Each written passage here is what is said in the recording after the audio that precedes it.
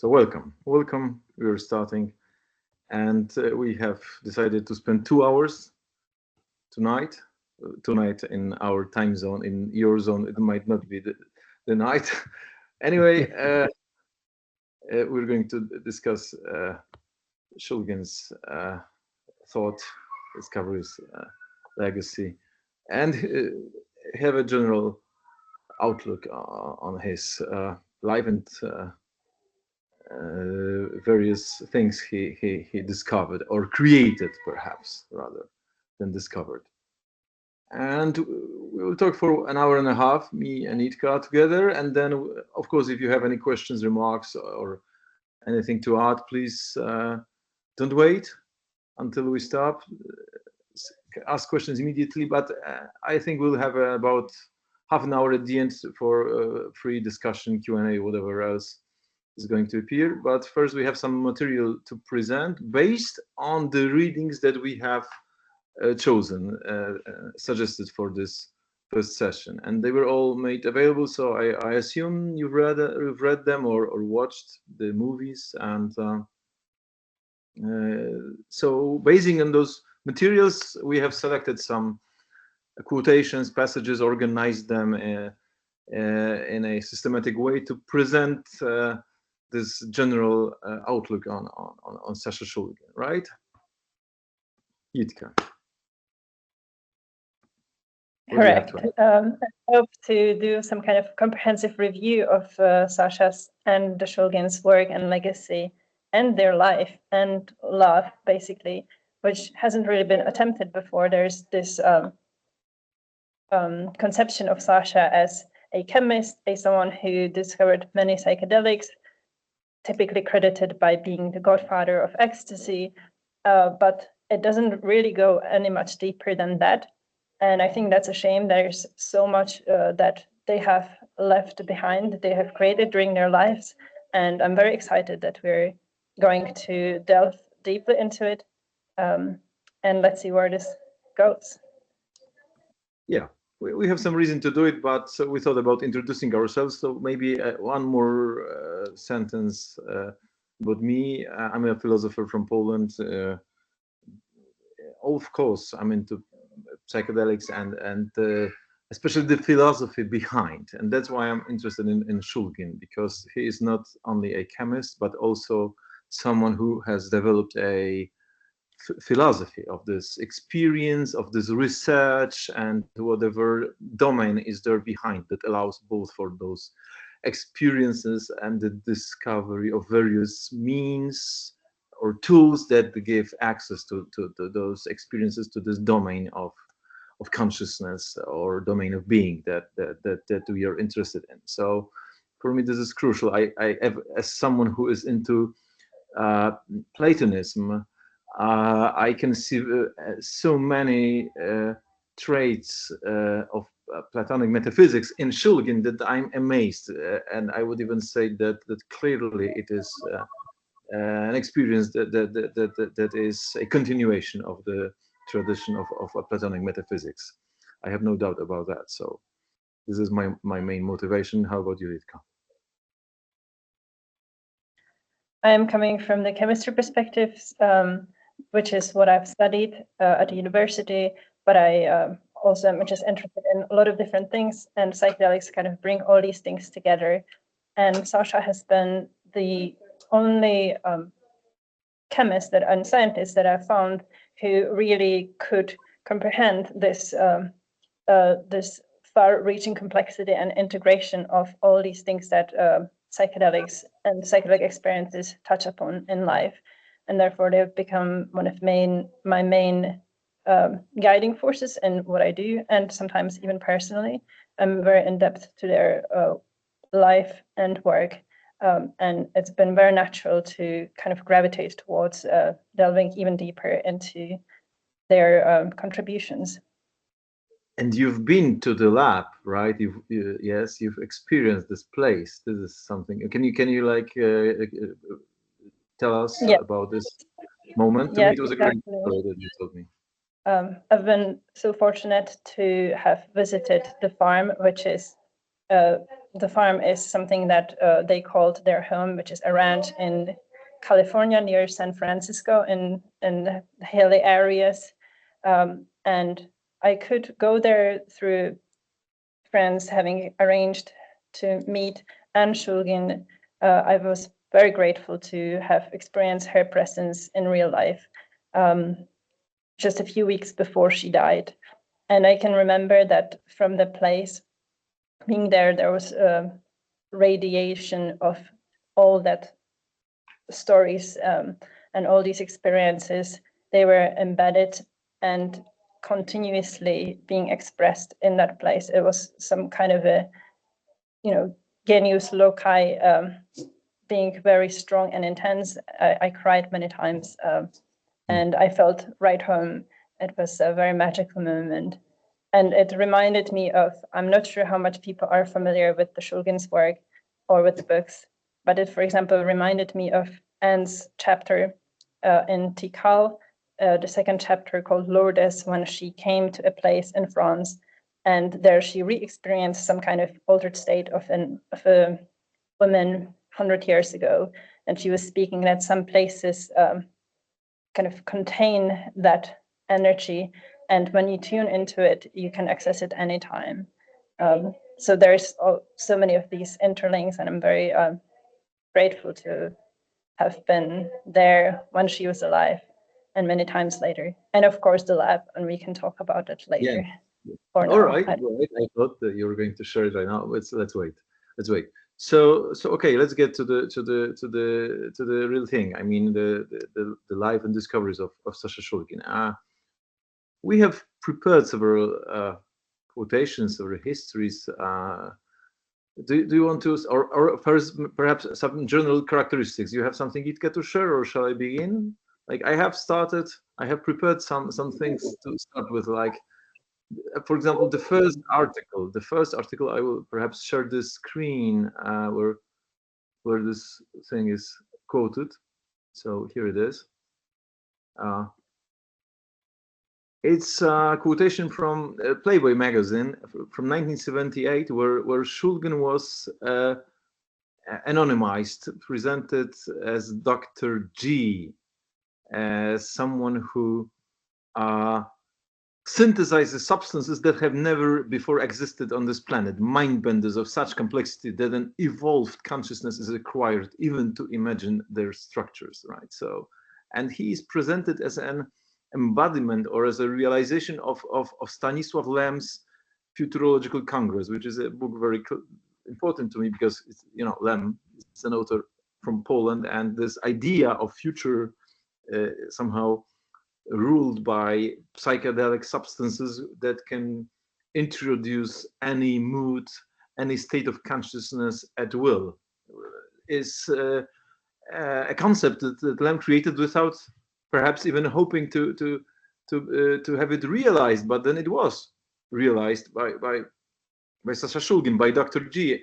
According to this article, it's future that is almost here, and so here there is this beginning of this revolutionary, perhaps unfulfilled to the extent that Lem has imagined, a situation where we can introduce anything according to our will.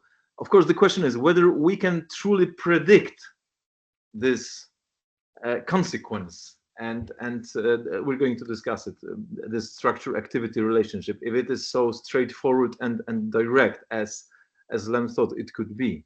So anyway, this figure of Dr. G, still anonymous, is a fulfillment of Lem's imagination, and then various other people and later articles present Shulgin as the naturalist of the mind, collector of psychological specimens, whose main concern is to catch as many kinds of bees, that is substances, as he could lay his hands on. Yes, a collector of curiosities, chemical curiosities, or a postmodern Prometheus who bears the gift of chemical enlightenment.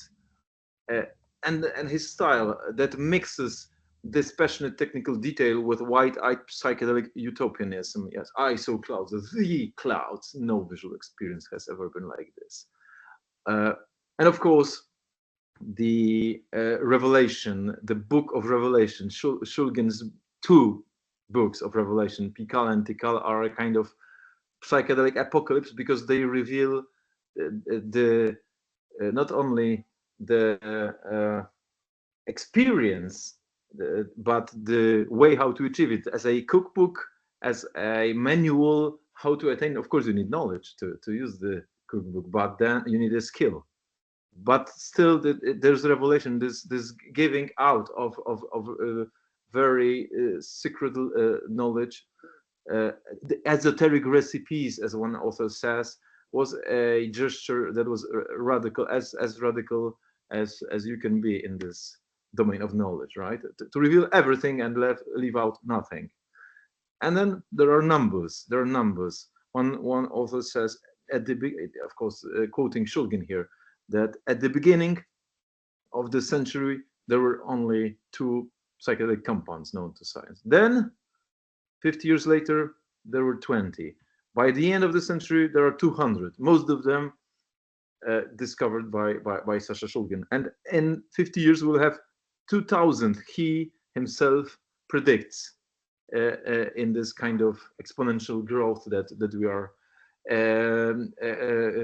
witnessing. So it's interesting whether this prediction will turn out to be true or not. But if we count the number of substances in Tikal and Pikal, there are over 200 truly. And in the Shulgin index, describing only phenethylamines, there are more than 1,000 substances already. And if the volume 2 of the Shulgin index appeared as it was planned, certainly we would have 2,000, more than 2,000 already right now, not even in 2050.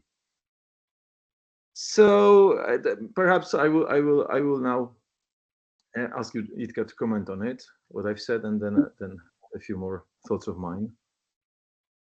Yes, since I've worked recently in the drug development within psychedelics, you could certainly see that the rate of creating new molecule has increased exponentially, if not even faster. It has been mind-blowing to me to conceive that we were, let's compare, these compounds in Pikal and Tikal, they were made within Sasha's lifetime or career. They are not all made by Sasha, but yes, also by other people. Yes. But it's around 200 molecules within a couple decades. Now, and that is comprising basically the whole world. Then we worked for 2 years in a team of around 2.5, 2 full-time, 1 half-time chemists in a group making new potentially psychoactive tryptamines, and we made over 100 compounds within that year. And we were not only working on that. So just to give the idea, I think he was very much right, if not underestimating the rate of how fast new compounds can be created. All right. Any thoughts on the general characteristics of the person that you would like to add, perhaps? You've had some prepared. Maybe I could say, yeah, but I will skip around. I can just read it for myself. I would just say that it is, I conceive Sasha and Anne as one of the most important scientists in 20th, 21st century. But the fact is they are very much unknown, and they're very much unknown even within the psychedelic community, as I've come to realize. And so even when he was alive, it was such a niche area that people knew him. Yet I believe, and as many believe, that his legacy will just continue to grow, and the contributions will become apparent over time as humanity at large will begin to understand more and more what they were saying, what they were conveying. And even that's another reason why I'm grateful for having this seminar, because more people can simply learn about what Shulgins have done and thought and envisioned. truly, yes. I think I agree about the importance of the figure of Sasha Shulgin, especially, and of course together with Anne, they are an inseparable duo. So I think you have somehow shown me that one cannot think of Sasha without thinking of Anna. But we'll return to this. But when we read the text, the texts that he left, not only the substances are the legacy, but the text, the thought. One confronts such immense thoughts of such caliber, of such vastness, that one is certain that this is something that will remain to be examined, continued, developed. So there is no doubt. It's no superficial thought. It's deep and strongly crystallized thoughts. And the more you read, the more interesting those things become. Truly, it's like pulling you into his mind, and that is what, of course, we are going to explore here. So maybe a few more characteristics that I have prepared. Like, for example, his assumption, his scientific assumption, is that there is an equivalent of all possible states of mind, a chemical equivalent, a chemical counterpart that can stimulate this state of mind that you want to duplicate pharmacologically. Yes, so all states of mind that you can achieve in any possible way are inducible chemically. It's a very strong supposition that I think is preceded by various philosophers, including Spinoza, that you assume not only a parallelism but a kind of correlation of mind and matter, right? So there is a material counterpart of all possible mindsets or states of mind. So once you start with such an assumption, then you work on the material level, and at the same time you discover the mental counterpart, which is very intriguing. In this case, you explore not only chemistry, but by means of exploring chemistry, you explore the domain of the mind, which is what obviously he did. And therefore, one cannot say only, as one of the journalists said, that Shulgin has been a one-man psychopharmacological research sector. He was, at the same time, a mental, one could even say metaphysical research sector, an explorer of mental domains that have not been explored, opened up so far. One cannot be performed without another. Of course, it was not only merely about chemistry. So we cannot forget about the mental, noetic, intellectual, or metaphysical counterpart. That was the crucial part, and we are certain of it.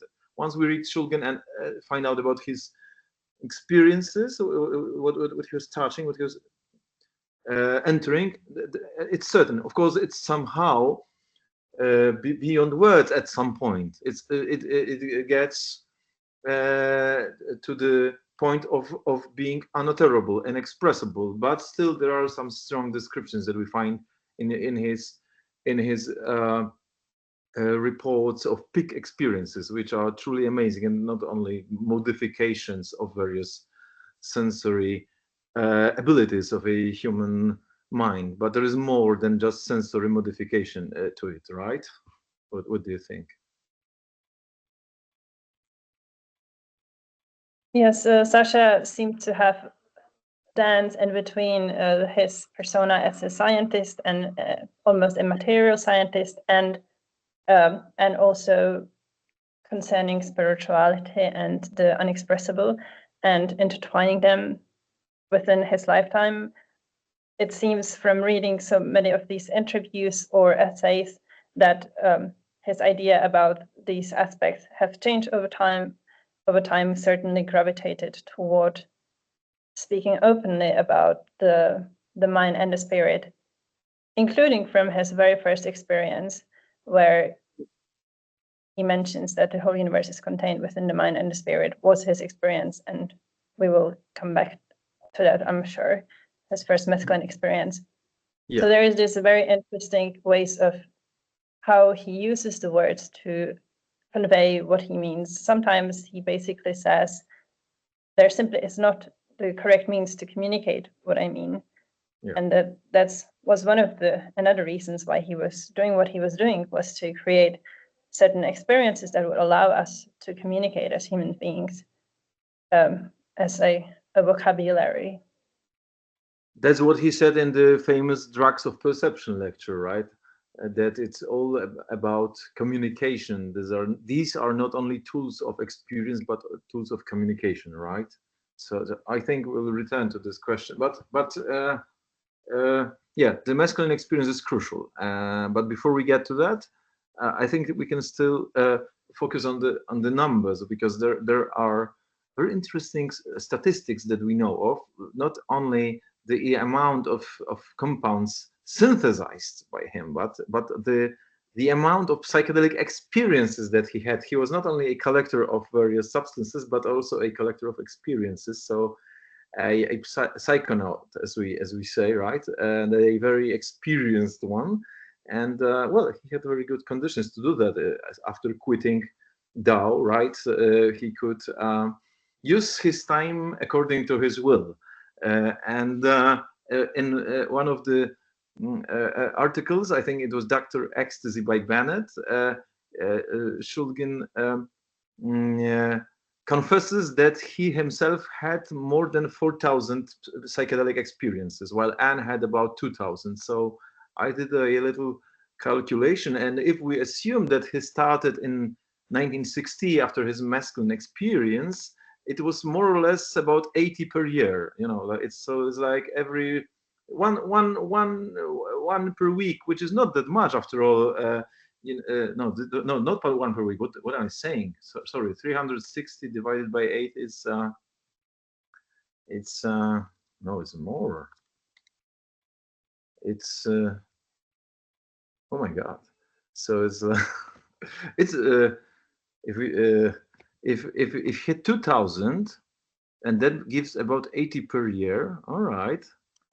That's more than one each week, which makes sense. As if he said that he had needed to have like 2-day breaks before each experiences to return to a baseline state, and to avoid any kind of habituation and other factors that could interfere with the next experience. Yeah. So these are impressive statistics, and also if you consider the fact that he worked with unknown substances, yes, starting with very small doses and then adding up until you achieve a noticeable effect, right? Which is the method, the research method that we are also going to discuss in a moment. So the numbers are impressive, but after all, this was his main profession, his main activity in his life, right? So besides writing or playing music at some time during free time that he had left, right? And over time, I mean, since he started doing his own independent chemistry work, he would also be occasional lecturer at the university, or expert witness in court hearings, or independent consultant, also doing analysis for the DEA and independent people. So he's done a lot of different things over his lifetime. Correct. So I would say, yeah, this is a kind of perhaps ideal or some exemplary way of experiencing those substances and the states induced by them that none of us can match, really, or not to this extent, at least. But still, the important thing is not the numbers, but not the quantity, but the quality, I would say. And there is an interesting statement by Sasha Shulgin, where he says that it's not about the therapeutic aspect, which is somehow the current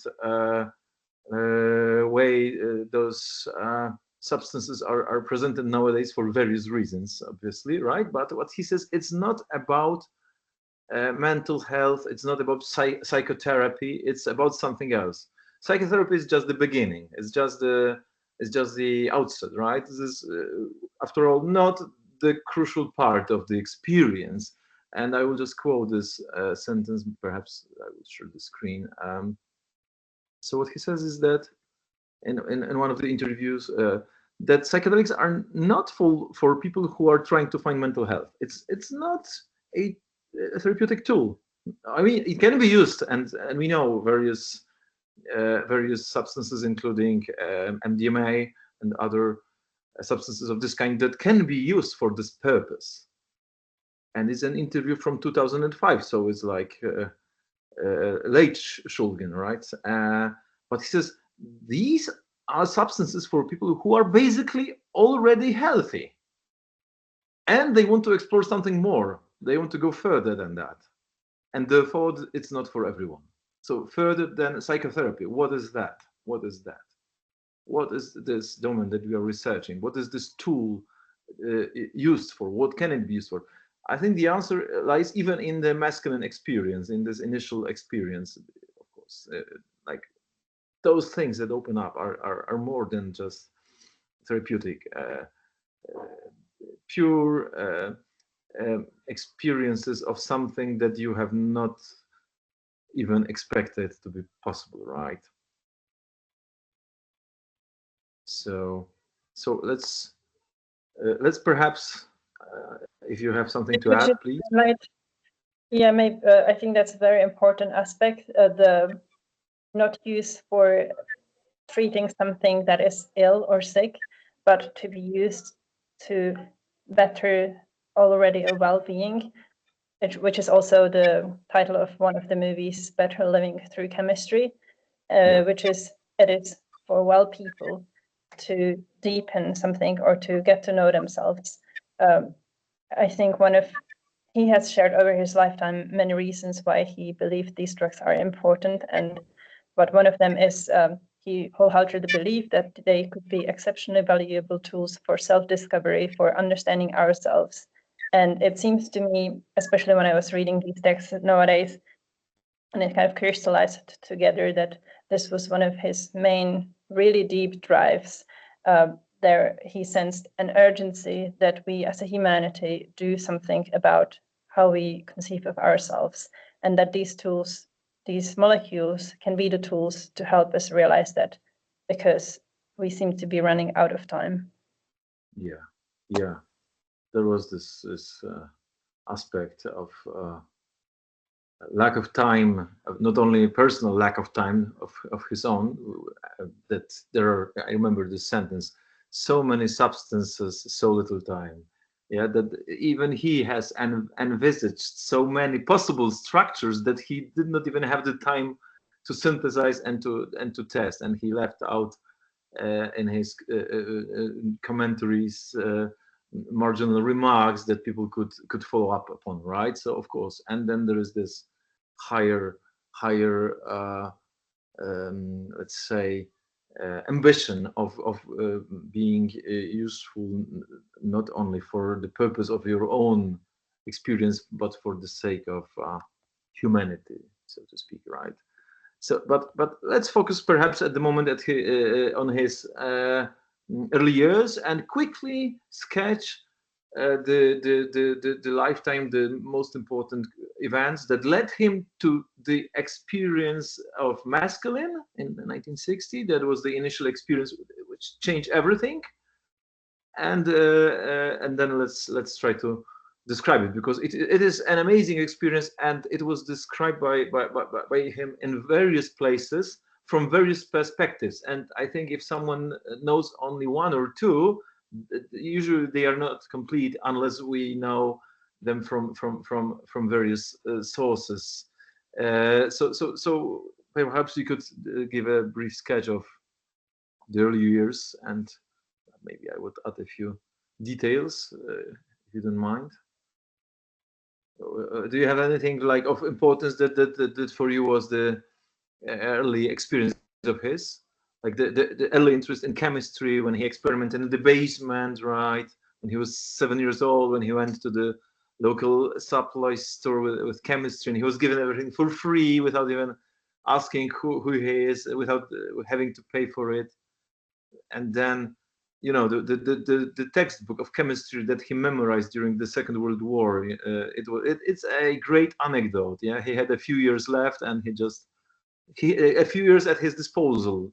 He was in the Navy, right, with nothing else to do but to read this book written by the German Nobel award winner Paul Karrer, right?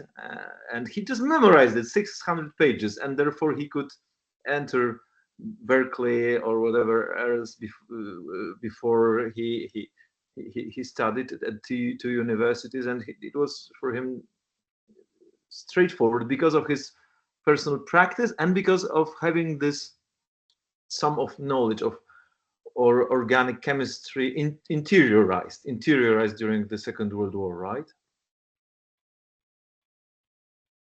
What do you think of it? And he seemed to have a natural affinity towards chemistry, and also I think, which is important, this love of curiosity, pure curiosity, and just let's see what happens when you do this or when you do that, and what went wrong here, and we need to figure out this, you know, innate character of his. I think is so influential in his work and the way he did his work, how he did it. And he seemed to have been absolutely brilliant, highly intelligent person in general.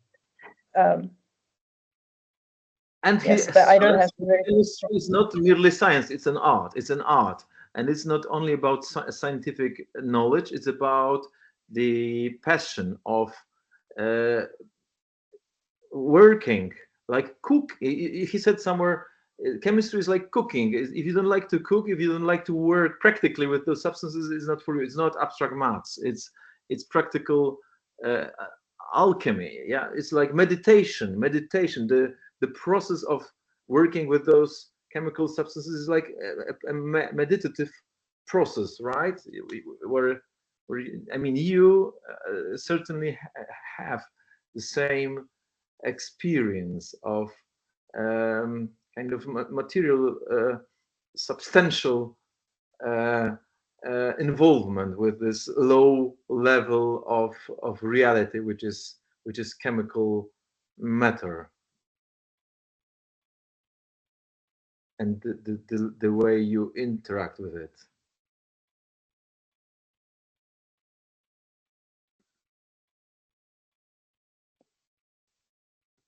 So yes, it's a passion. It's a passion and a practical passion as a kind of art. I can't hear you, Jitka. Are you there? Maybe, Andrzej, you can find the quote where I'm highlighting it in the document now and share it, since we're talking about this now. Where is it? Yeah. Find where my cursor is. I'm there in your quotations. Is it the beginning, at the end? Which page number? Oh yeah, there it is. I'm sharing it. Yes, for us. Yeah, it's there, visible. I don't see it, but there it is. I think this is very important when considering Sasha and who he was, what he did. He was not only a chemist, or what he considered chemistry. He really considered it as an art form, the same way as music is, or any kind of art form is, like painting. And what he says at many different occasions, you can read some of the quotes here, but he was basically putting things together in new ways that have never been put together before, just as you put sounds together in different sequences that are new and strange, and you create something that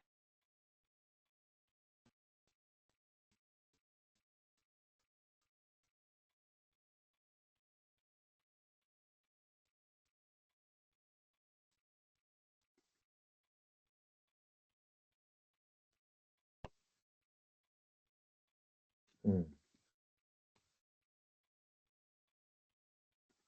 Hello. I think we've lost Jitka, or oh yeah, there you Okay, are. no, I'm back. Yeah, you Okay, are I'm here sorry again. for the bad No, connection. it's fine. It's fine.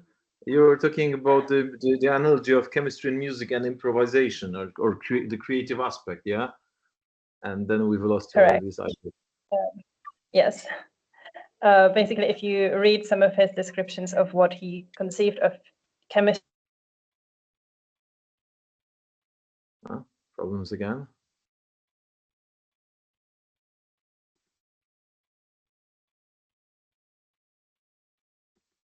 No, there are technical problems.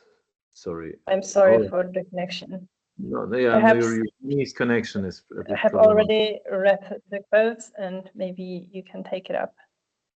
Well, yeah, but I agree. It's like of course he was a musician, which is of course another part of this classical Platonic curriculum. You need to be a musician to be a philosopher. You need to be a kind of deeply involved with this kind low level of creating harmonies and harmonizing, seeing nature and some low level of the Pythagorean level where things harmonize in the physical aspect. So he saw those harmonies of nature, I think, as a musician and as a chemist. So, and there was this creative. I think it was only the creative aspect because he stresses it. And in many places that he wanted to be the one who would discover the unknown, the undiscovered. And I have a very interesting quotation where he says this. I think it's on the screen at the moment. Look, it's somewhere here where he says that that he is going to be he is going to be the one that that is going to find those new substances. I think it was in his part about motivation. Yes, that there are so many substances, so little time, and yeah, we'll find this quote. Look, he left clues. I've got a lot more ideas than I have time or energy to exploit. Everything is like a bliss of creation. He says that he feels atoms like living beings, so he's interacting with some vivid nature that responds to him. He adds many times he was talking about nature as a subject, and the atoms and the compounds as subjects that you interact with, and he wanted to be the one who would be the one who did it as the first creator. I need to find this quotation because it was an amazing one, because he really had this ambition to be the first. Oh yeah, there it is. You've marked it. Thank you. It's the excitement of discovering something totally unknown. I feel an incredible tingle when I look at a white solid I've just synthesized that I know has never existed anywhere in the universe before this moment. This is the feeling that you told me you yourself had when, in the lab. And maybe someone somewhere has looked at this substance. Maybe it existed at the moment of Big Bang or wherever, but no, it's the first existence of this compound on Earth. And I will be the first one to know what it does. I will be the first one to synthesize it, the first one to know what it does. Yes, and therefore, this was his mission, his obsession. Yes, to be the one who will discover the as many substances as possible, open up as many roads possible for chemistry and for the mind, yeah, and the first one to try them out with all possible consequences of those experiments, including some difficult ones. And we know of several descriptions of rather unpleasant situations that he had, not only the pleasant ones, despite his care and method.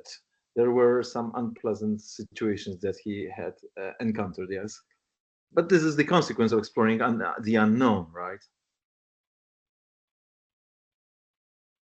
Of course, and I've thought about it a lot of times also, and I think one can correlate it with when before we knew what the Earth was, going somewhere over the ocean and being this explorer adventure in the physical world, or going to some mountain that no one has been before, or diving to some deepest area of ocean that no human has ever been before. Yeah. I think the parallel between the physical world and the world of the mind, and exploring these new areas, new domains, new realms, is very understandable in a sense. And of course there's excitement, of course there's this rush and thrill and some special thing to being the first to ever be there or experience that. Yeah, this is this idea to boldly go where no one has gone before. Of course, to be the Prometheus, to be the discovered, the one who gives something and the one who discovers something at the same time. Yes, so he discovers and then gives it away, whatever he has discovered, which is really very, very kind of him. And of course, but this is not enough. I mean, to me, this merely purely formal criterion of being the first at something is not enough, because it's not only about the amount, the quantity of substances, and it's not only about the amount of experiences, possible experiences that you collect, and or possible substances that you collect. Of course, it's a striking number that we all admire, but is the quality. I mean, and to me, the descriptions that he has in various places, hidden, thrown around, dispersed in his writings, are one of the highest, most astounding descriptions of mental states that you can achieve. And you read classical metaphysical authors from Plato through Plotinus, Hegel, Spinoza, Leibniz, or mystics, metaphysicians, mystics, whatever thinkers that we have who had the ambitions to reach such states, and we read them and we think, is this possible? Is this just a metaphor? Is this just a concept? Is this merely speculation that Hegel had of attaining the absolute knowledge, the absolute mind, the mind that we read in Aristotle's Metaphysics, Book Lambda, about the absolute mind that rules all reality, that encompasses all reality. We read in Meister Eckhart or in Cusanus. Cusanus has this concept. He has this essay, De Visione Dei, on the vision of God, and he has this kind of concept. You read it and then you think that on the vision of God, it means De Visione Dei. You think at the beginning that it means on seeing God, that it will be a theoretical work on how to see God, yes, and then you read it and it's not about seeing God as an object, but it's about seeing of God as God sees. And he says all the eyes in the universe, whatever they see wherever they are the eyes of God, and everything that all the eyes see are what God is seeing. That there is no other seeing of God other than the totality of all things seen. And then you read this, okay, so God is like a universal mind that sees everything by means of all eyes that see anything, whatever they see. So it's like an all-seeing eye. Yes, all-seeing eye that sees everything. And you think, okay, maybe it's a metaphor, maybe it's an illustration of a metaphysical concept. But then you read Sasha Shulgin and one of his few experiences of peak states that he has experienced, not so rarely after all, but rarely he described them, those so-called +4 experiences. And you read one of them and he literally describes the same thing as Cusanus in his essay, like the mind that sees everything, and that's not only that sees all things that are seen, but that thinks all thoughts that are thought, which is exactly what Aristotle described in Book Lambda of his metaphysics, right? So you read ancient and modern metaphysicians, various concepts that they have, and then here you have not only the experience of such a state as the +4 peak state, but even the means of achieving it. Of course, with the remark or with the reservation that +4 states are not attainable merely by the will of attaining them. They are something precious given in very rare moments of insight. So it's not that we can simply induce them by this or that substance that gives us those states waiting for us readily at hand, right? I think Jitka disappeared for some reason right now. But to me, the fact that he describes them, Jitka, please return. Are you here? That he describes those states is a crucial thing. Yes, you're there. Great.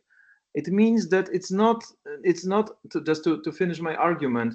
It means that it's not merely about collecting numbers as big as possible, amounts of substances or experiences. It's not about the quantity. It's about the quality. It's about those states, the transcendental states, the peak experiences that are the things most worthy of attaining. And without this, it would not make sense to devote your life to such a research. What do you think? We have collected several experiences of this kind here, but please tell me what's your opinion on this metaphysical, so to speak, motivation, and not merely chemical or not merely ambitious attempt to gather as many substances as possible.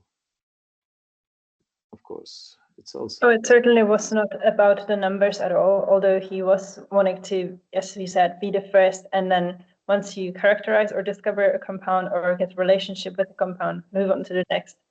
But I think this was motivated by something else rather than chasing numbers, but rather by creating an array of tools from which we can then see a pattern, and we simply have to create this many tools to really be able to move on to something next later. And we can read in, for example, his essay, 20 Years of an Ever-Changing Quest.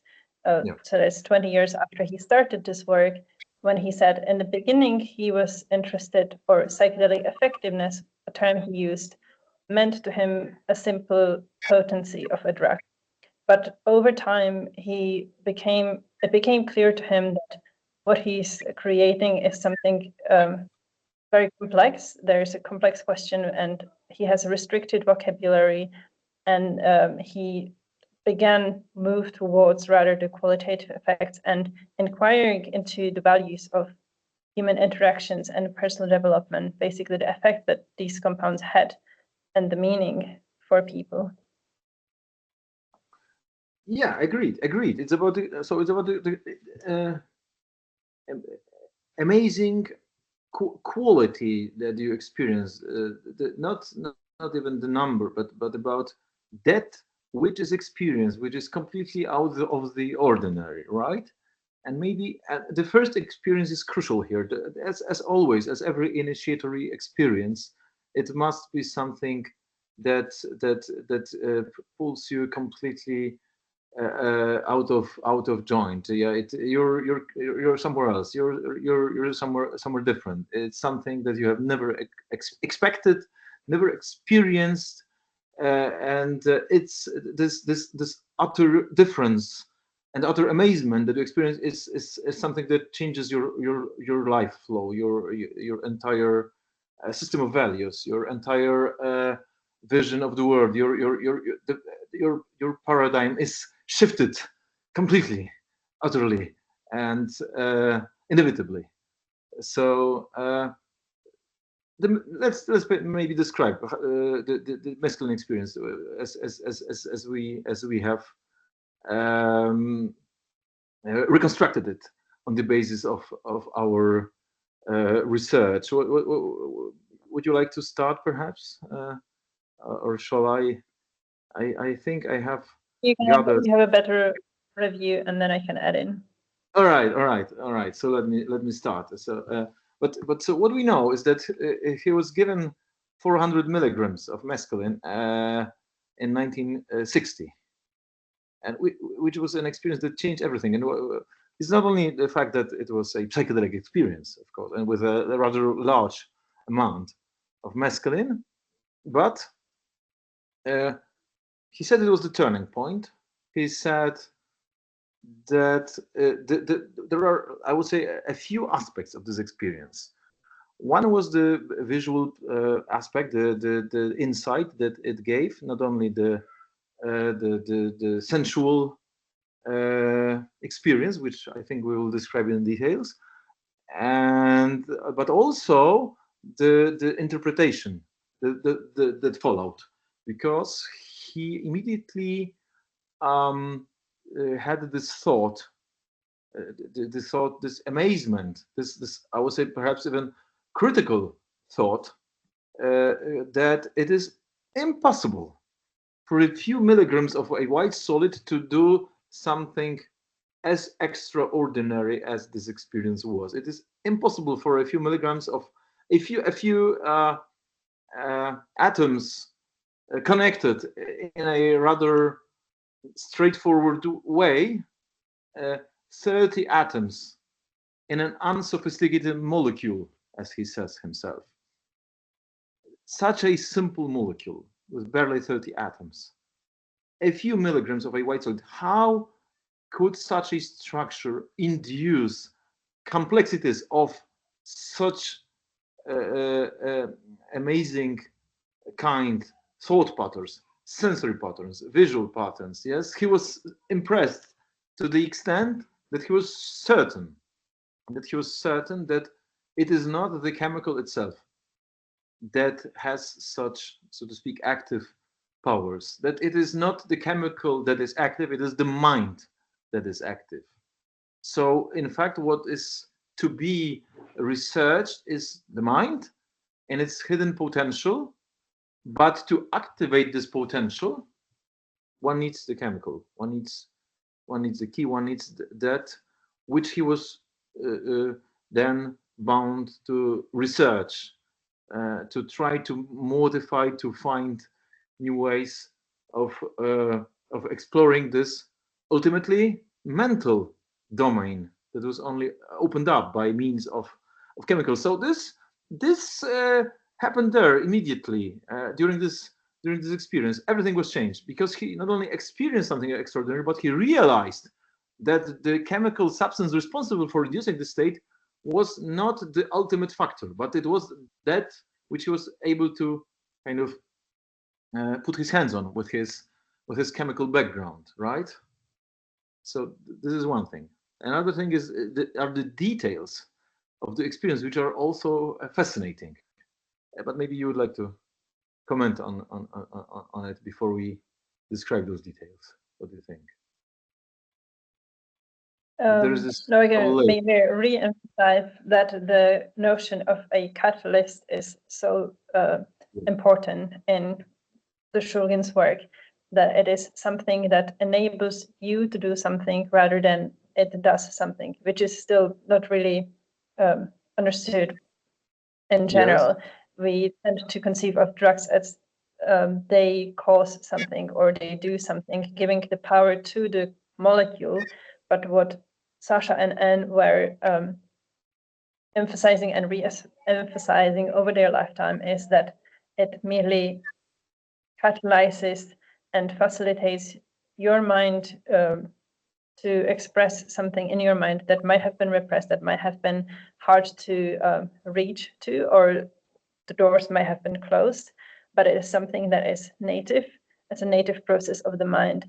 And these molecules simply work at these levels in ways we still don't understand and help us open them up or be expressed. Yes, so this catalysis, as he said, the catalysis of mental experiences is what he was researching. Those tools of catalysis. But let us perhaps quote the description. Yes, he stresses that something was disguised, something was revealed. Yes, he saw a world presented in several guises. Yes, and there were colors that he never even thought were possible, and that he says somewhere else that he still remembers them, even though he has no name for them. Yes, so it was an experience of something beyond words, beyond the experience that he hitherto had. Right. So, and the thing that he is focusing on is the experience of a bee. And I know there is someone here who is into bees, and therefore I find it fascinating because why he is describing the experience of bees. To me, this is perhaps something symbolic behind the fact that he experienced a bee, because as you may know, bees are symbols of initiatory experience at the Eleusinian mysteries, right? The myths who were initiated were called bees, right? So the myths, this is somehow, perhaps on the symbolic level, a kind of initiation into the mysteries of nature, so to speak, right? Nature itself revealed to him in this way. One could look at it from that perspective, but still, it's not only symbolism. The bee that became this agent of nature here, I think, to be precise, bees were not the myths, but in the Eleusinian mysteries, they were the priests, or the priestesses. In fact, they were called the Eleusinian bees. And of course, this. So here, those, if we follow this thread, those priests of the matter of nature herself were agents that somehow revealed their nature in a very straightforward visual way. Right? He said, I could see the intimate structure of a bee putting something in its sac to take its hive, yet I was completely at pace with the bee's closeness to my face. So he was not afraid of her. He describes this in another fragment where he says that he was not afraid. I think I will find it. Yes, I had. Here came a bee. Yes, because before he was looking at the blossoming of the flowers, the insides of the blossom, and suddenly a bee came. A bee that went into the blossom. And so I was intrigued with the bee. I had bees all around me. There is no way you're going to get stung. He was not afraid of them, because you're not in argument against nature. So he was united with nature at that point. He felt himself as one with what surrounded him, with the bees and with nature as such. So as I say, it's a description of a experience of unity with nature that reveals itself, discloses itself to him.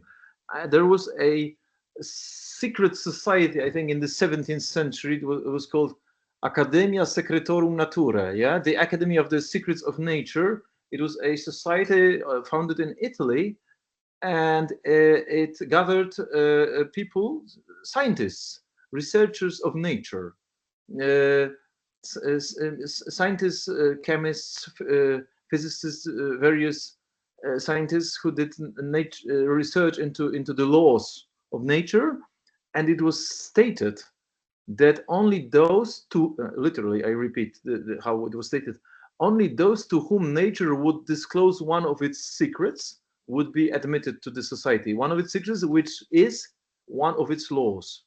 So once you were being granted, being given by nature a knowledge of something hitherto withheld from human knowledge, and you were somehow chosen as the one who is going to be given a revelation of the law of nature, those who were chosen, selected somehow by nature as a subject, were introduced to this society, which is a very strange way of looking at nature as a subject that discloses its own laws, its own hidden aspects, and not merely as something that non-subjective, something to be exploited, something to be objectified, something to be used, instrumentalized, right? A completely different attitude to nature was there, present in those ancient societies, in particular this one that I've mentioned, Academia Secretorum Naturae. And I think the way Shulgin is addressing nature first in this experience, this is, I think, the first moment where he related to nature as a subject first and as something he is united with. This is how Plotinus describes nature, yes, as a subject, as something that you can only know in a mode of kind of self-knowledge, self-discovery. Yes, he says in the last Ennead that the knowledge of this subject is the knowledge of oneself, because once you know it, you no longer discover something that is other than you. So it's not an object that you are addressing anymore. Nevertheless, I don't want to get into the context, philosophical context, but what I see here is the experience of nature as a subject and as one with the one who is experiencing it. So he somehow was not seeing himself in argument against nature, because he saw himself as a part of nature, as one with nature, and therefore he was not at all afraid of being stung. And he says, I saw this bee, and I saw this great thing. I never knew bees carried their pollen goop on little hoosies. I never know, but he saw them. I saw a bee go in and selfishly get some more, stick it in. And he describes it in minute details.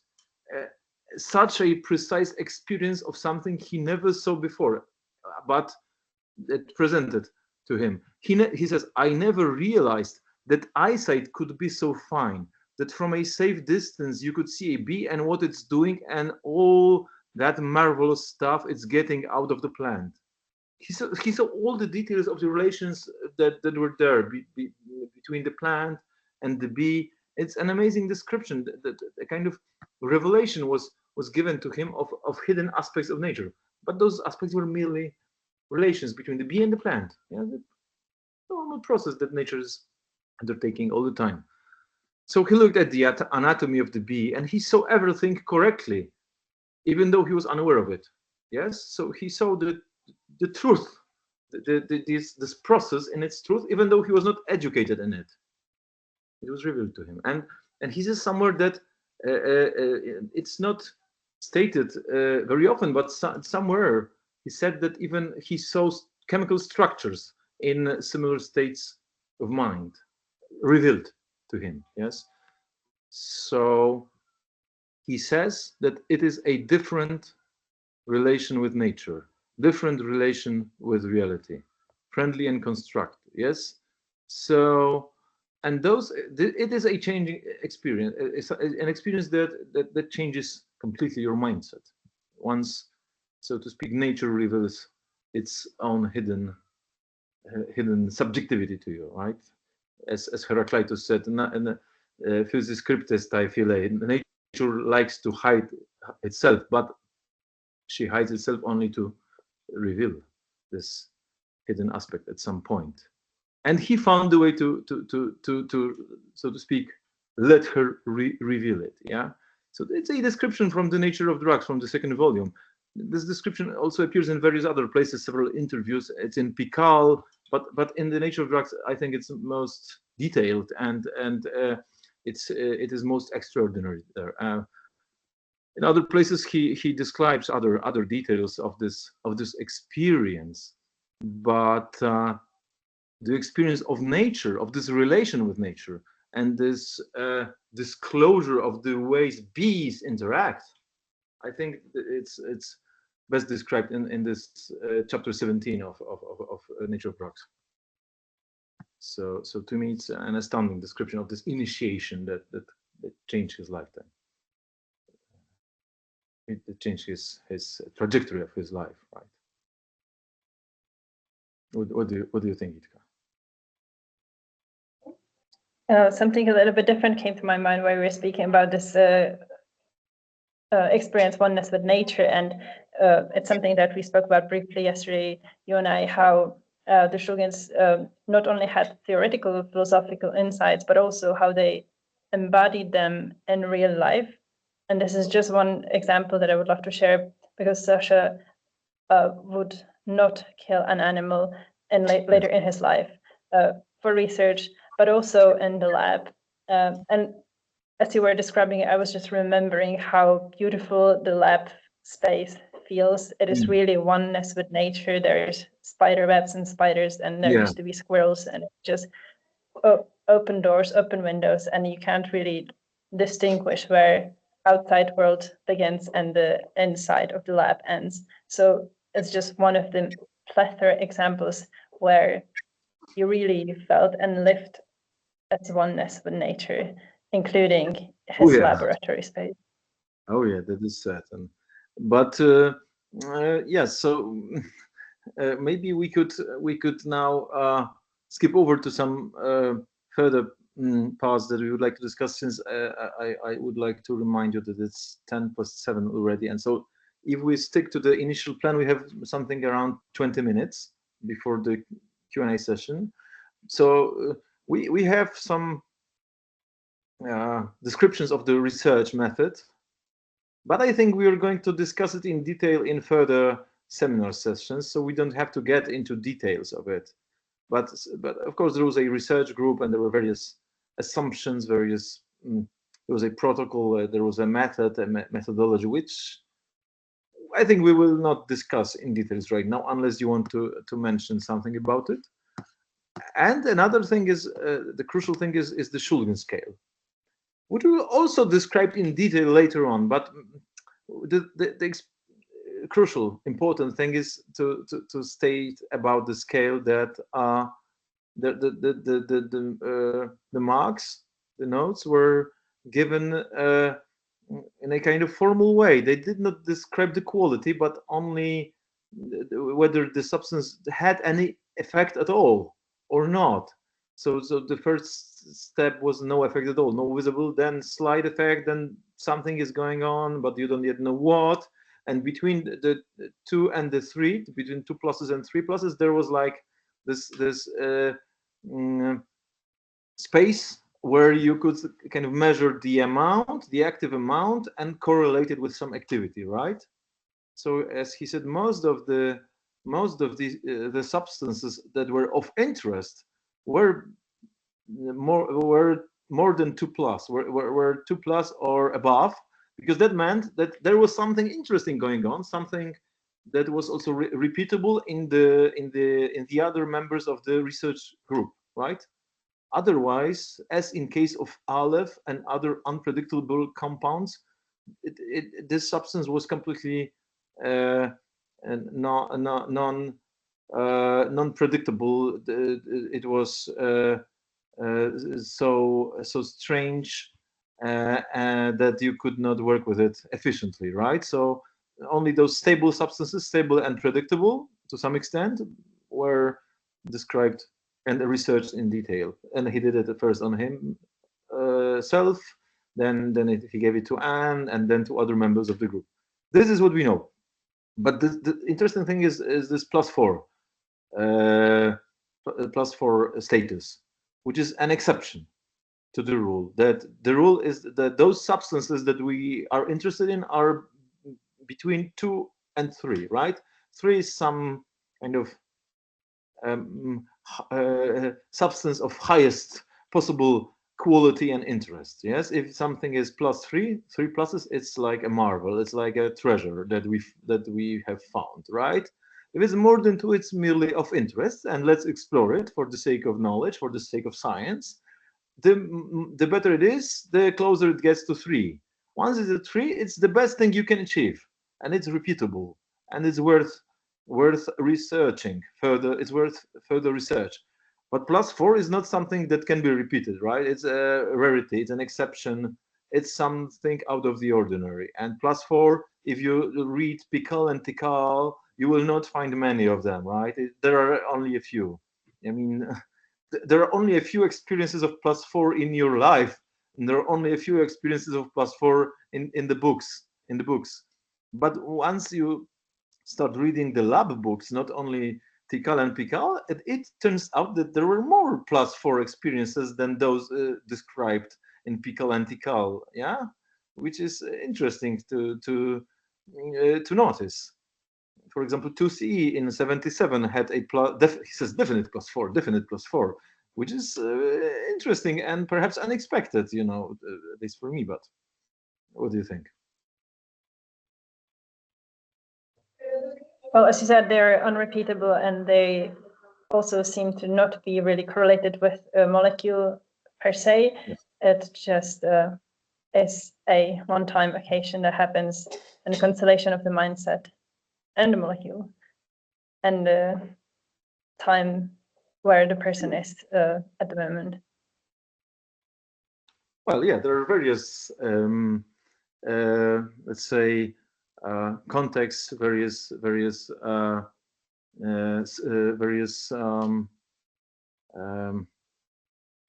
aspects to be taken into consideration, various considerations that are taken into account, but certainly they must have been somehow correlated with the substance. Otherwise, that research would make no sense, and the investigation of the structure activity relation. And you know, when you read Tikal, all the +4 experiences are with particular tryptamines.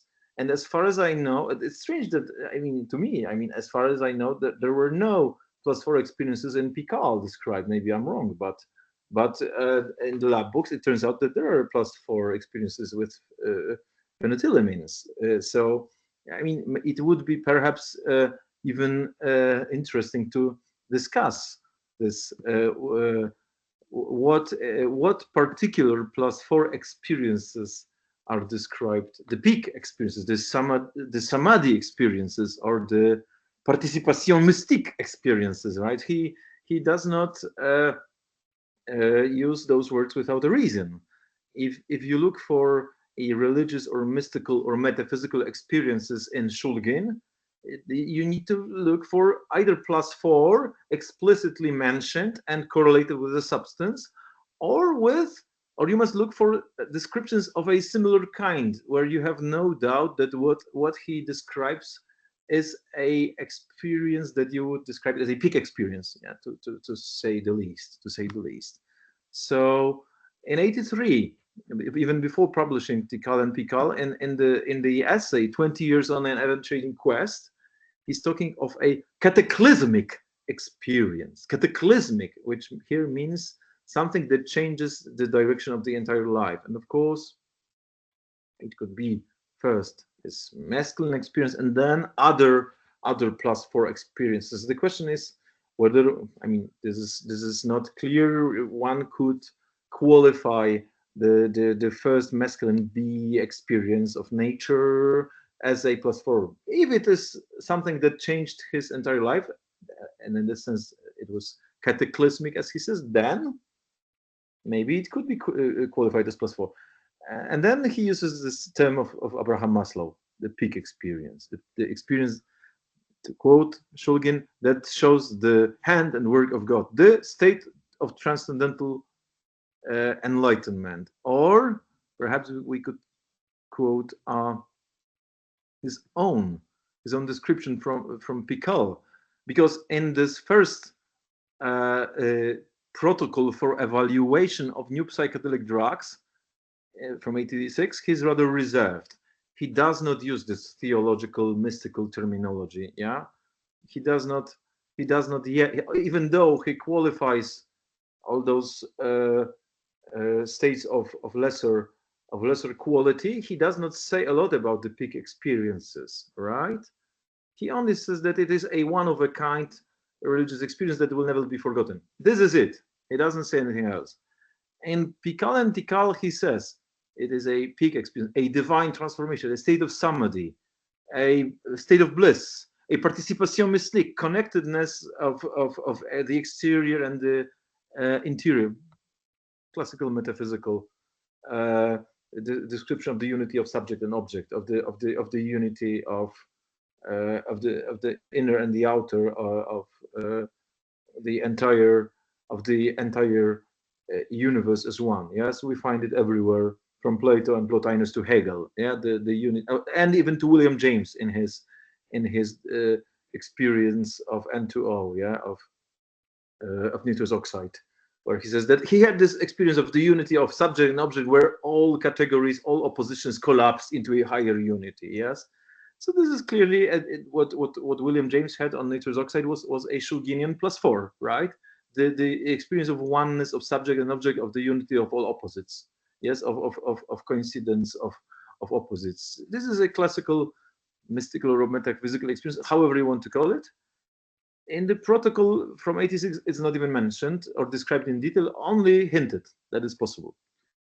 But if he truly had an experience of unity with nature on mescaline in 1960, it must have been a +4. If it was a unitative experience of the unity of subject and object, or man and nature, right? And then he says it's unpredictable. I mean, it's not in the sense that it is not repeatable by will.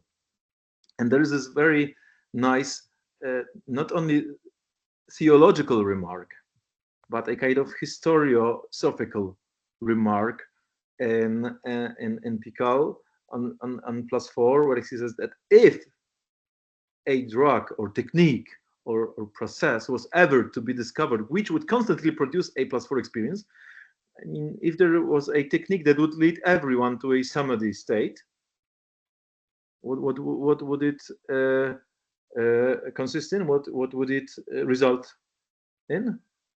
It would signal the ultimate evolution and the end of the human experiment, the end of history, as Hegel put it. Yes, we would arrive to the end of history, not only of the history of each particular man, but of humanity as such, right?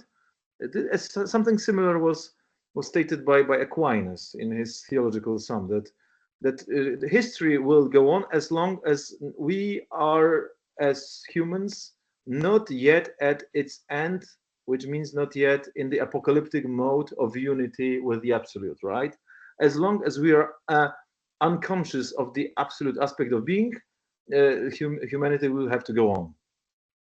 This is a rephrase, I think, not a conscious one of the reason for the existence of history as stated by Aquinas. And this is here. If +4 was possible for everyone, history would be at its end, as Hegel also has noticed. So, but it cannot be repeatable in order for history to be possible, to still continue, right? So it's a very interesting argument, in my opinion, that we have here. So he was aware that it must not be possible for any substance or technique to induce such an experience. It must be an extraordinary event that happens, as Huxley said, by grace, right?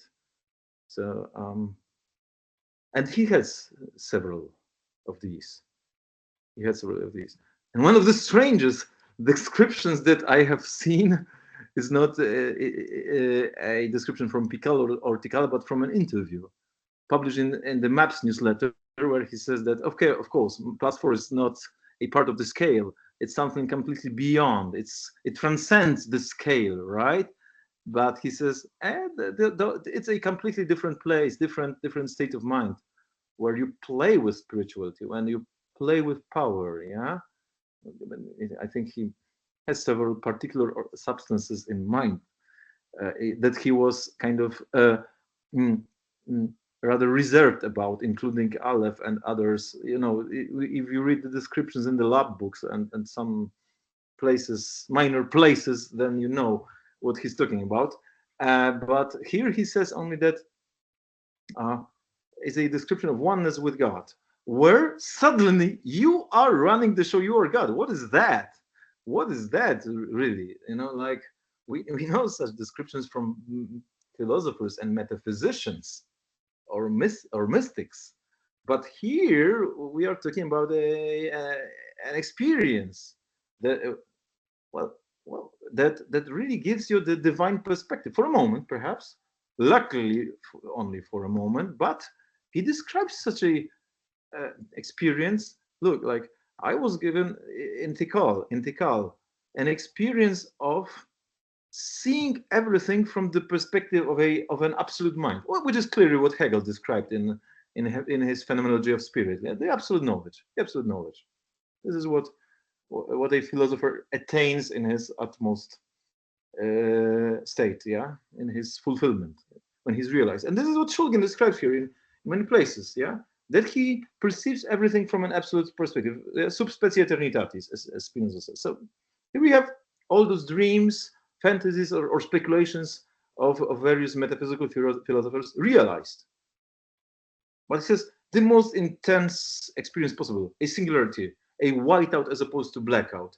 Yeah, that his mind, let me share this quotation, that his mind was perceiving everything that happened everywhere at once. The absolute mind. Yeah, that's a very simple, classical metaphysical experience of an absolute mind, that you perceive everything that happens everywhere at once. Of course, it's not a human perspective, but an absolute perspective. But of course, it ends and you return, and for some reason you are blessed with this strange experience that he says it's more like receiving grace, more like receiving grace. Yeah, you have a state of wonder, of amazement, of awe, and then of gratitude for the experience. So classical experience of the sacred, or however else you would like to call it. And of course, and for example, another, he sees the entire universe all at once. I could quote Plato, Hegel, Plotinus, whatever else. Yeah, but it's here. It's here described by a chemist who managed to find a way. I think it was more than merely playing with chemistry and developing new substances. It was more than merely meditation. It was a kind of, it was not meditation on chemistry only. It was a meditation on the highest possible states of mind which were given to him through those chemicals, after all, because they were given once he ingested them. So there is no way of avoiding this question of metaphysics when we read it. I mean, metaphysical experience is correlated, strictly correlated, even if not deterministically possible to attain by means of those tools, right?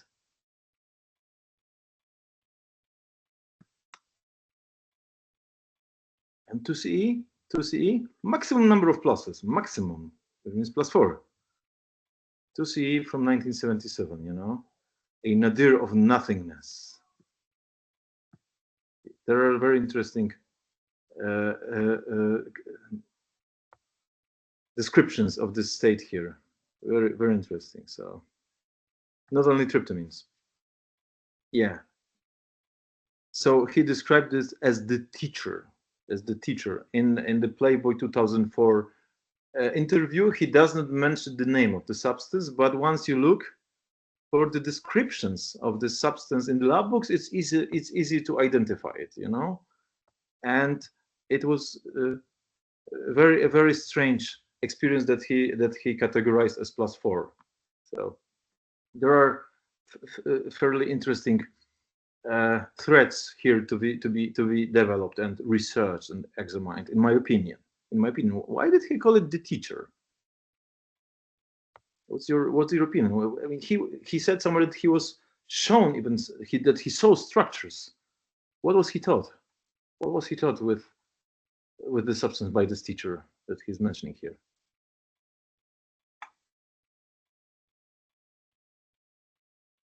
I don't have an answer to this question. Just perhaps you could say something, Jitka. I don't have an answer to this question either. I think only Sasha would know. Yes, well, maybe not only, but we'll find out. We have a question to be explored during our seminars, certainly, because we know we have means of finding out which substance exactly he is talking about, what states did he induce by means of this substance. It's in the books, it's in the lab books, so it's a wealth of materials that have to be examined, researched, and explored. And he says it's a direct experience of the numinous, of the sacred. It's a term from Rudolf Otto, which describes the experience of the divine, of the absolute mind. So it's a clear description of a peak state, of a +4, yeah? And he says, I have experienced, however briefly, the existence of God. I mean, it's a confession. It's a theological confession. We have no doubts about it, despite his irony that he sometimes uses when he's asked about things of this importance. So even, yeah, I mean, I think we could end here, unless you would like to give a kind of summary or conclusion. And then perhaps let's start the Q&A session. So any final remarks or comments? Because we'll return to the structure-activity relationship. We will return to various details of the research process. We will return to the motivation behind his investigations, right? And yeah, maybe very briefly, this session was about Sasha himself, or as a personality. If you scroll down to the very end, again, highlighted a section there. All right. But despite all this we have profundity, photos. The photo of the lab. Yeah, we have photos, and there's some text highlighted from me. Which one is it? I'm looking Page 49. for it. Oh, 49. You have a different. Just before the photo. Before. Oh yeah, there is. I think. Yes. Here.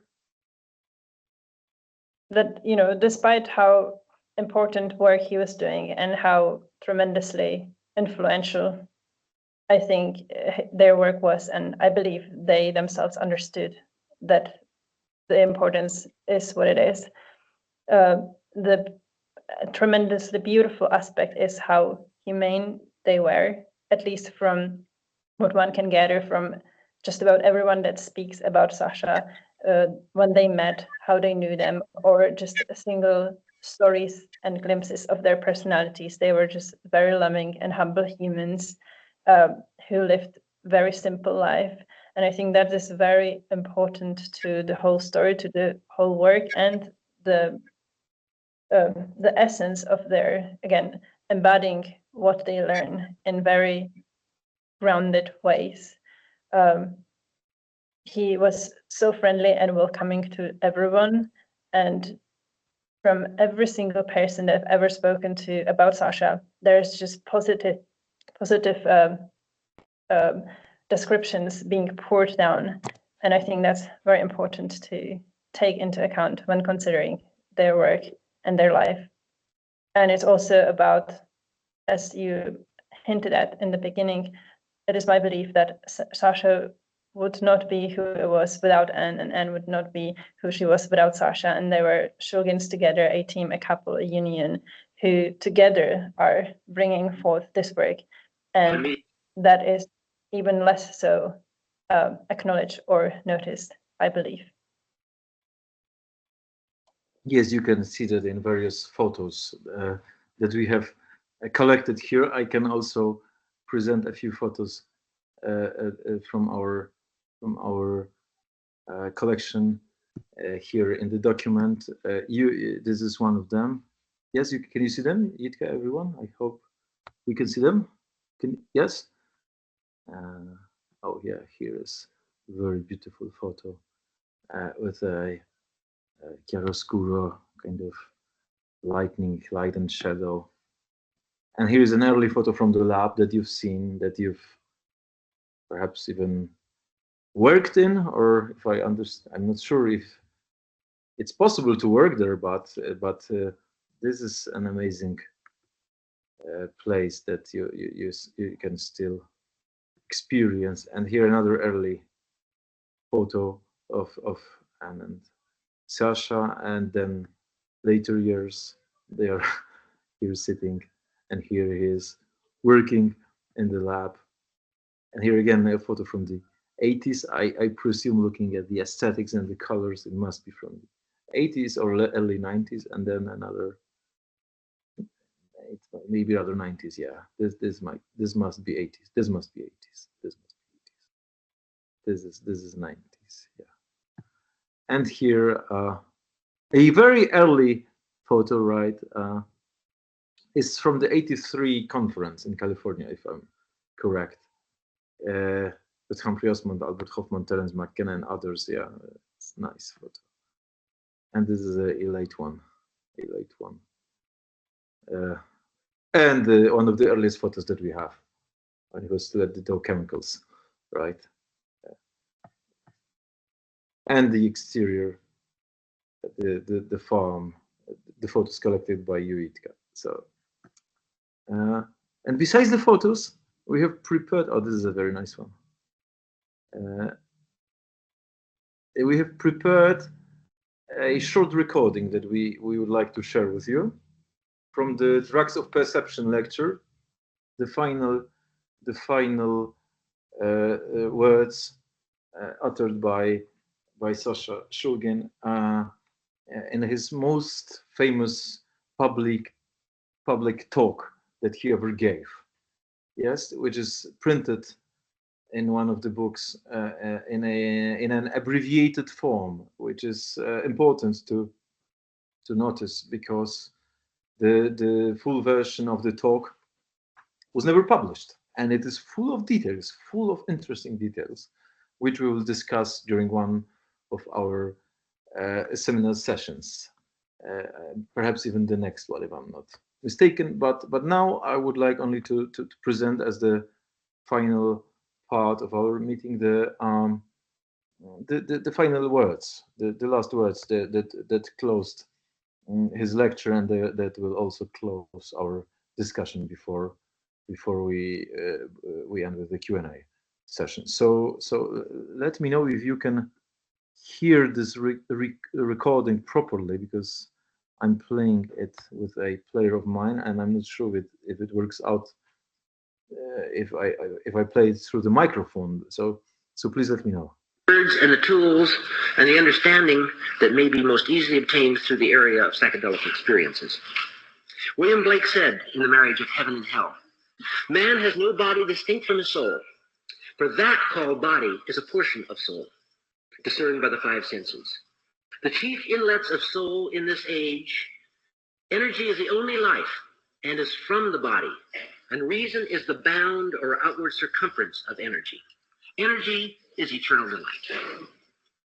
These are responses to a heartfelt need for some vocabulary, to allow the establishment of a dialogue that might diffuse the accelerating mad moves toward extinction. My personal philosophy might well be lifted directly from Blake. I must create a system or be slaved by another man's. I may be wrong, but I must do what I'm doing. And I will do what I can as fast as I can.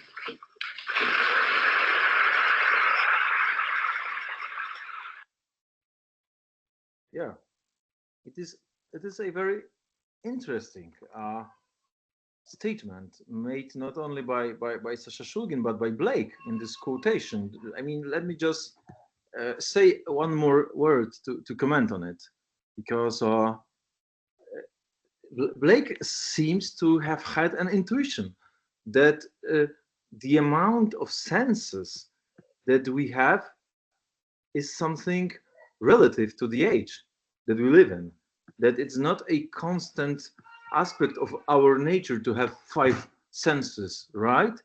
That the number, let me quote him, that the number of senses is relative to the age, right? So we have this many senses. Just let me quote Blake. Man has no body distinct from his soul, which means that we are kind of united, that our nature is not separate, not twofold, but unified, because that called body is a portion of the soul discerned by the 5 senses, which are the chief inlets of the soul in this age. But in the coming age, there may be other inlets of the soul, which is what Sasha Shulgin has been exploring. The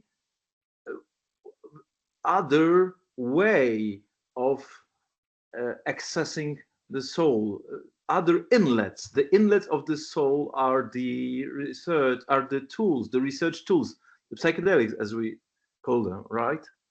These are those other inlets of the soul that have been disclosed to us through the work of Sasha Shulgin. And just to restate this final sentence or the final words that he spoke, because he was not very clear, because his voice was shaking already. Yes, it was very moving when we hear his voice. But let me repeat. He says, "I may be wrong, but I must do what I'm doing, and I will do what I can as fast as I can." This is what is printed in the text, in the book version. But what he said was, people have told me that I am wrong, but I cannot afford the possibility of being wrong. So he must assume he is right. Yeah, he must be consequent in his research. I must do what I can. This is why I do what I do, he said. I will explore the making of these tools, of those inlets of the soul, the defining of these words, of the vocabulary, which is how he metaphorized those tools in this lecture, to let us discover who we really are and what we can do. This knowledge might help us survive in an annihilating environment, which is the mission that you've mentioned, Jitka, at the beginning of our conversation. So from me, this is what I would like to finish with. And Jitka, your final remark before I've already finished with sharing the humanity and of Sasha and Anne. So now we can let other people share their thoughts, ask questions, or give comments, or whatever else anybody would like to add. Please, this is the proper moment.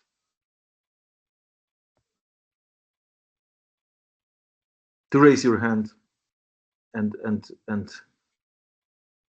participate.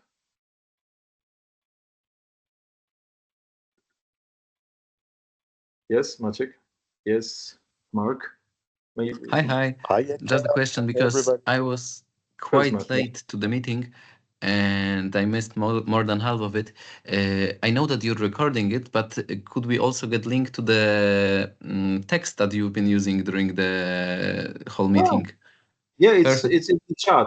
The text is available in the. But the chat is not working for me, and I see that somebody in the Q&A section also mentioned that the chat is not loading for them. All right, so we will post it anyway somewhere.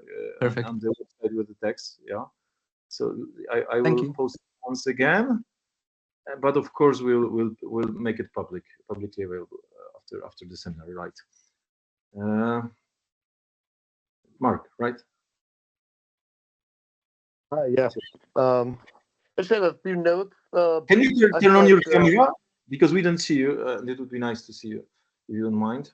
Oh, I'm not in a place I can turn my camera on at the moment. All right. Sure. But I thought, one thing that it took me a long time to understand about Sasha is the very focused mission he was on with the chemistry. He was really only interested in if these compounds were psychedelic.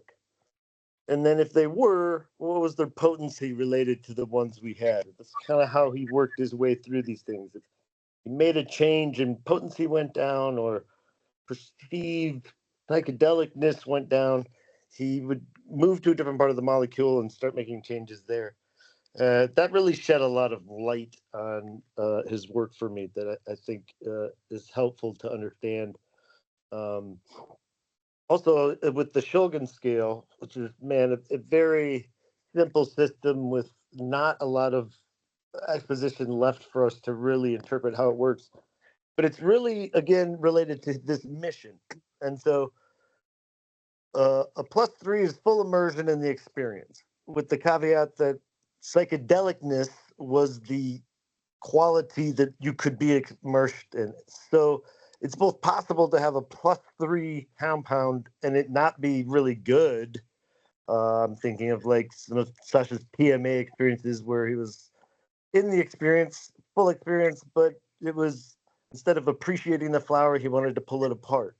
And so there could be a perceived like, oh, well, that's maybe less, has less utility for trying to pull people together or anything like that.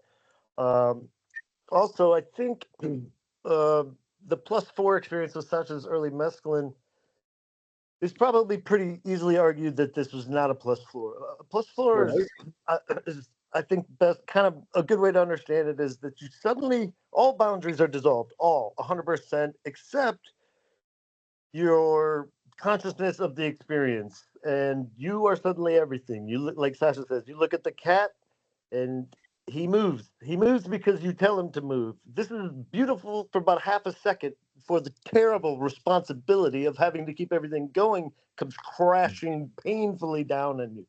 This shakes you. You can identify these +4 experiences because it's always, I'm scared shitless, I help. These are the words that you find typically in a +4 experience.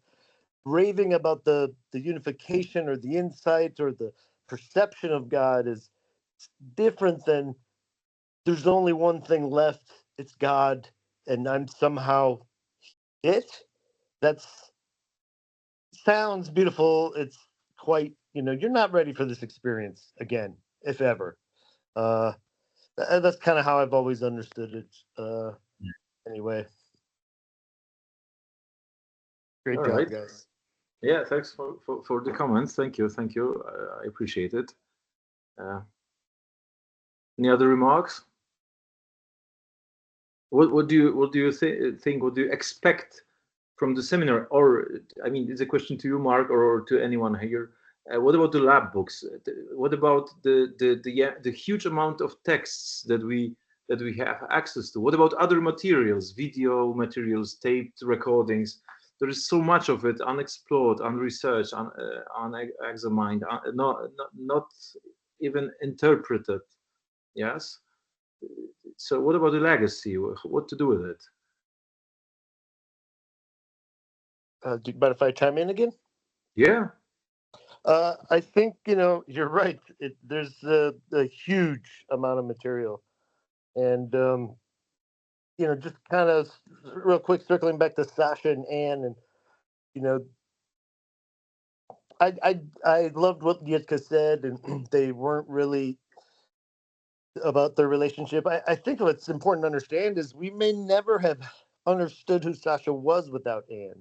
There's a reason those early reports don't contain any of the mysticism stuff. I don't think it's because Sasha is not having those experiences. It's that this is a peer-reviewed journal audience. It's like, until Anne convinces Sasha to write a book for the people, that's really where we get our first insight into who this guy is. Before that, it's court appearances, and scientific papers, and you can see the genius, but you can't see this beautiful man. And I think Wendy's doing a pretty good job. I mean, the first thing that had to be done was archive everything. Every single paper in his office had to be scanned, categorized, digitized. If a lot of Sasha's notes are handwritten. And let me just say that I was always embarrassed and self-conscious about how I kept my scientific notebooks until I saw some of Sasha's early ones, which made me feel much better. Very cryptic, scrawling, and so that takes a lot of work.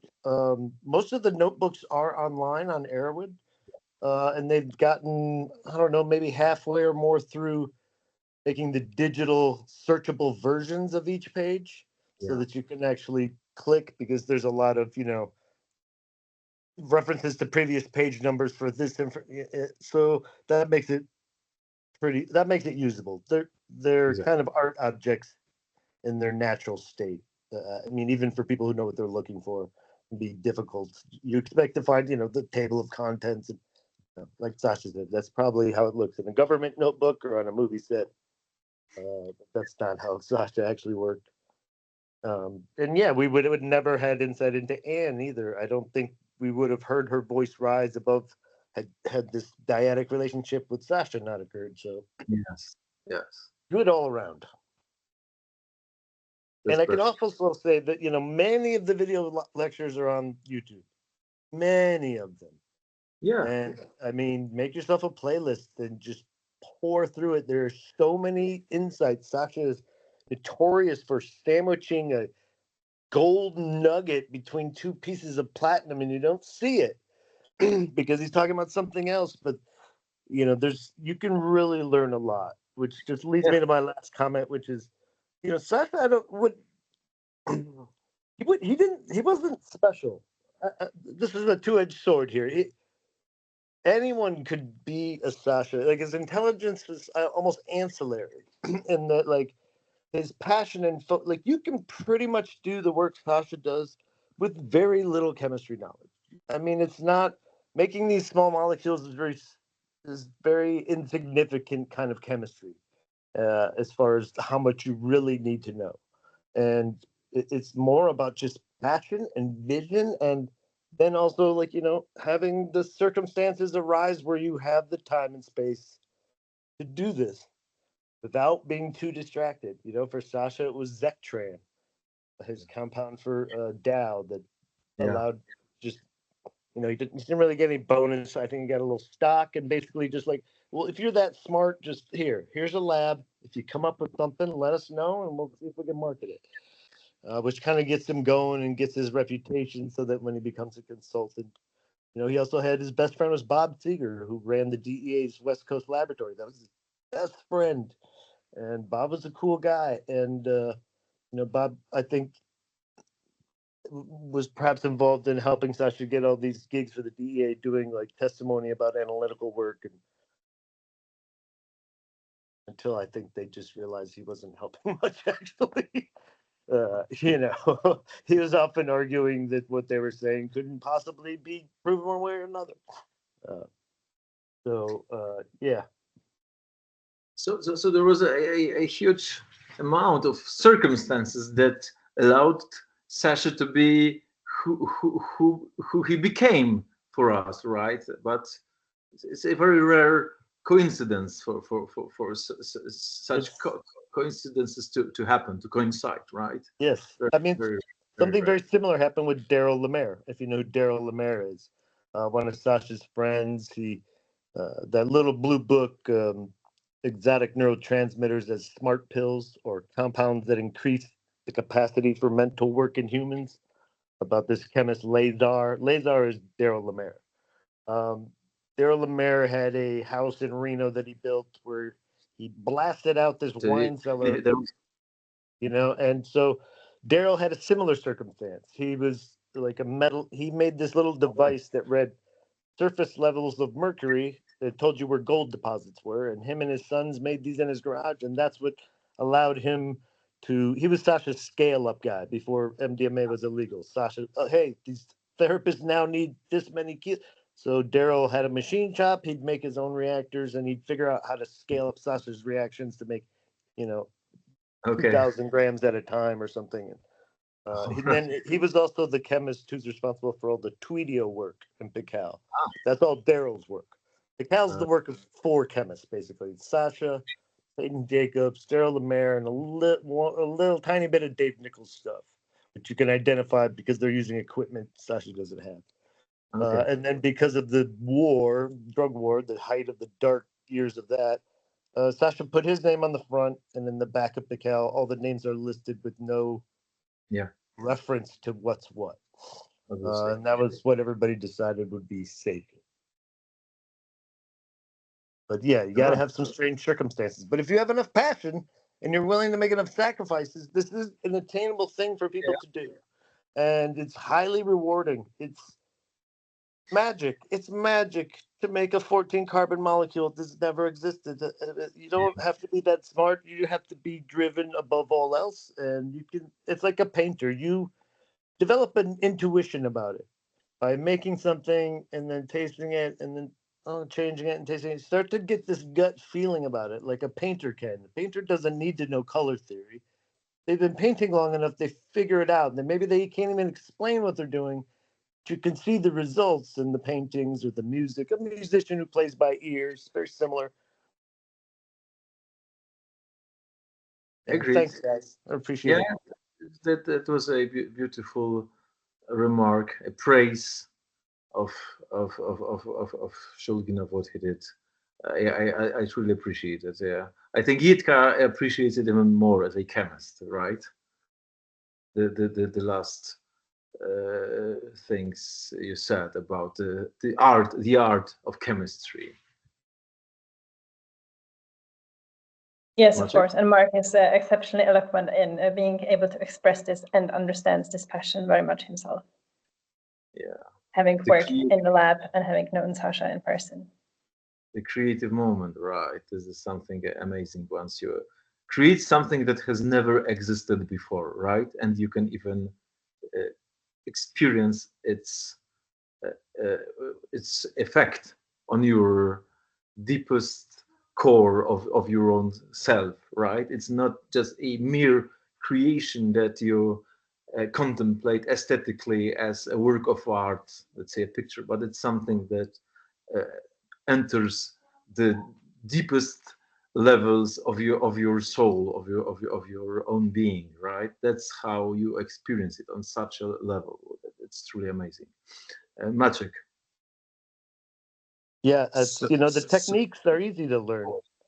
Easier than painting or music, I would say. The techniques required to make these kind of compounds is simple. But you have to have a vision, like an artist. It's not enough to be able to create anything you want. And that just goes back to your mind is only as interesting as you make it. And so it's up to you to have enough in your mind to draw inspiration. And that, that's the part that is hard to teach. You have to be interested in everything. I don't know. You have to perhaps be awakened to the beauty around you and maybe turn off news and online and get out into the woods. I don't know how to increase that part, but the techniques are certainly within anybody's reach. Anyone. I don't care if you didn't graduate high school. You can learn these things. I don't suggest you try to do it on your own, but you can talk your way into a lab and they'll be happy to show you. These are very simple things, but you're not going to make much progress. I mean, you can see this in the legal psychedelic scene. There are many companies who seem to just be visionless, but they've got a lot of money. They can make things happen, but they can't seem to land on what kind of compound would actually both be profitable somehow and useful. So develop the vision, read, expose yourself. I don't know how to do that. Yeah, I think this is something that had to be stressed. Thank you for this remark and for amplifying this crucial fact. So Maciek. So Andrzej, you've touched on the legacy of Sasha, and I think that legacy goes with all the volumes that he produced, and also, like, I got into reading what Sasha was doing when I was maybe 14, 15, and it was many years after then I first tried any of the compounds. But what I loved about the legacy of Sasha was his approach, not becoming crazily spiritual and being still rooted in the reality, in the science, and just seeing what's still inside you that you are not able to see, not able to experience, and finding tools to unlock these special doors that each compound might be unlocking different door, different way of perceiving world. And I really love this about Sasha, that it's not, it's the fifth dimension string pulling me somewhere else, that it's just it's my brain, it's neurochemistry, and that's what's Sasha legacy for me. And on the same side, Anne is really amazing for her approach to therapy and talking with your shadow, accepting everything that is inside you. Yeah. So the both of them connect perfectly for me, and the legacy is still like here on this chat. People who would like to know more are here, and thank you again for making it. Thanks for joining us, and let's continue together. Yeah, I think the quotation that I've started with, that he was both someone who mixes dispassionate technical detail with wide-eyed psychedelic utopianism. Yeah, so it's both spiritual heights and the technical lows, right? And both complemented, like he himself complemented with Anne. Yeah, cannot have one without another. So yeah, that's why Jitka is here to represent the technical aspect, Yeah, which also Mark has. Also, I finished organic chemistry mostly because of Sasha. I got my master's in organic chemistry, but then academia is a bad place. Like, I don't know, modern world. It's kind of like I feel like we are abusing the world so much, but I will not diverge to this side. But Sasha's spirituality was there is one video when Sasha is speaking with McKenna, and McKenna asks Sasha, after so many experiences, why didn't you step over to this I don't know how he called it, La La Land, to accept things that cannot be made certain by science. And Sasha usually stood by being rooted in the science. And if something was not rooted in the science, he was saying that I might not be certain, I cannot be certain. And that's what I really love about him, that he knew the limitations of our perception. That, you know, what you said reminded me of one thing. Of course, we need to be rooted in science and in strict categories in scientific method, whether it's chemistry or philosophy. We need to use a precise language, and we need to have a method. But even if it's philosophy or metaphysics, there is a precise terminology, and there are analogies, and it's not like some freestyle speculation. We have developed a tradition of speaking of various states of mind, of various states of being, modes of being, levels of being. And of course, Sasha was not a philosopher, and was also a therapist, not a philosopher. So they had insights, they had experiences that they did not have the knowledge of the philosophical tradition. So they must be supplemented. They must be complemented with something that they didn't have. This is one of the goals and uses of the seminar, from my perspective, right? And there is Makes also a lot of precision. sense. There is also precision in metaphysics. But please, one more thing, because since I have just reminded myself that we have not collected emails of all the participants, because the Google Forms that we've used did not do it automatically. And if you would care, all of you, please send us some way to contact you and share materials with you, other than by adding them to the document. We would appreciate it. So this is something that I would like to ask you about, to send to add your email to the Google Forms, or to contact us, me or Jitka, by email, so that we can somehow share materials and exchange thoughts other than during this seminar, please. Our emails, I don't think, are public, but we said perhaps we will. Yeah, we'll need to provide. We'll need to, for example, In the Google Forms, you could just, there is a form which we've added. There is a rubric that you can provide your email address, which we would appreciate. That would make things easier for us. Any other remarks or comments? You Mark? mean the registration form, right? Yeah, on the Facebook. Yeah. Okay. On Facebook or on Google Forms. Mark and Josh, please. Yeah. Do we have a comment from you, Josh? Hey, yeah, I was just wondering if you could maybe put a link to the form in the chat. I tried to type my email just now in there, and it wasn't letting me send it, saying I didn't have access to the chat. You know, you can just type your emails right now in the chat box. That would be completely enough. You know, if you can do that at the moment, this is fine. And I'm just posting a link to the form. There it is. So just type in your emails right now, and this is fine, and we will collect them. Any other remarks or comments or requests? Chat doesn't work for me, so I used Q&A.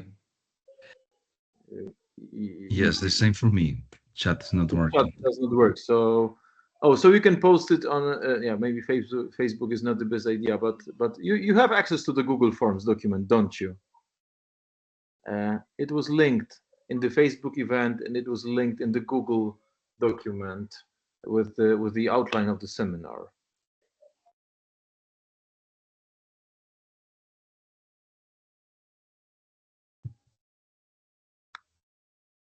Well, if this does not work out, we'll see you in I think 2 weeks. Am I right? The next session is in 2 weeks. Am I correct? Jitka, do you remember? Yes, every other Monday. So I don't think it's that easy because it's twice a month. So the next session is in possibly 2 weeks. In any case, the date is listed in the document. If we don't have anything else to add, no other remark or comment, thank you for participating, and see you. And hopefully you will be able to read all the materials and see the videos that we have prepared for you. They will be also posted and linked at the document that was shared at the beginning. So in case you have not read the documents today, the materials, and if you haven't seen the videos, please do that, because that will let us discuss them together and not only present them as we did today. I hope that we are going to actively discuss things that are the subject of the coming seminars. Jitka, anything from you? That's it. Thank you, and I very much look forward to it. All right, thanks a lot. Thanks again, and see you. And I hope we'll be able to discuss even more details of Shulgin's research during the coming 11 seminars. Thank you. Bye. Thank you. Have a good evening. You too.